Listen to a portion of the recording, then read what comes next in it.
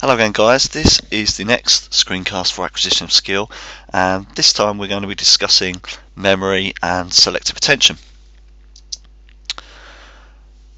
Okay, as you see with the statement there, memory is quite an important concept within information processing and these information processing models, and if you remember from Welford's model, it actually covers short-term and long-term memory. The reason that memory is important is because we need to rely on our previous experiences in order to do things. So if you remember in those previous models, often in the translatory mechanisms, we're talking about detection, comparison and recognition. And in order to have that system, we need to have some sort of memory, something to compare it to, something to recognize it with. And this memory helps us to develop and store motor programs, and that in turn helps to push certain information to the muscles. For example, if we did not remember the stages of throwing a ball up, bringing a racket back, pushing it through, we can't then develop a motor program of a tennis serve, and therefore we can't then send that information to the muscles because we wouldn't have that knowledge. So memory is really important with regards to the brain and how we work towards skills. Essentially it's a three-step process, and this is what we call the multi-store memory process, this little model here at the bottom. And in three separate parts you have a short-term sensory store, so that's what's happening immediately, what your brain and your senses decide are important to focus on. And that's what we call selective attention. So it could be that if I'm a sprinter, for example, I'm not focusing on the crowd around me or somebody in the crowd moving around or having a conversation with their pals while they're watching me. No, I'm deciding to selectively attend to maybe the gun going off, maybe something to do with the other competitors, but hopefully maybe not, because I'm totally focused on the race, and running down the track and completing the race. So my brain is focused and narrowed in that sense to cause selective attention, and that happens in your short-term sensory store, which is stage one. The second stage is what we call short-term memory. So as things get repeatedly rehearsed, they start to become ingrained in this short-term memory, and that's where we have this section called rehearsal. And more rehearsal will then eventually lead to something being put into the long-term memory, which is stage 3. And at the bottom there it says retrieval, and that's where your brain can retrieve or compare and recognize information from in order to process information to the muscle groups. Okay, so what I'm going to do is give you some information about those three elements of the multi-memory process. And obviously the first step here was the short-term sensory store, which we just explained, but here are some key points with regards to what happens in there.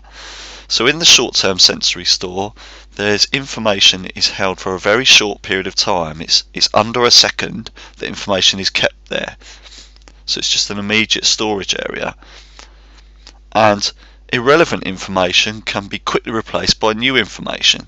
So there's a very quick turnover of information of what your brain is taking in. There is also a separate store for each sense. So for touch, smell, sight, hearing, they have separate short-term sensory stores for each of those senses for incoming information. But there is a very large capacity, so it can actually accumulate lots of information. It just cannot store it for a long period of time.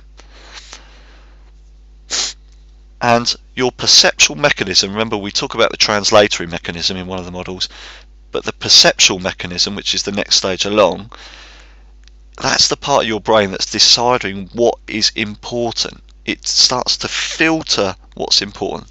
So again, if we go back to the race, with the crowd and people moving around and the officials and other competitors doing different events in the stadium while I'm doing my 100 metres, my brain might decide, well, that's not important really, I'm going to filter that out, but I'm going to concentrate on the starting position and starting quickly out of the blocks, waiting to react to the gun, running my 100 meters and finishing. And that process in this element of short-term sensory store is selective attention, and that's what happens here. And that's really important, that key phrase.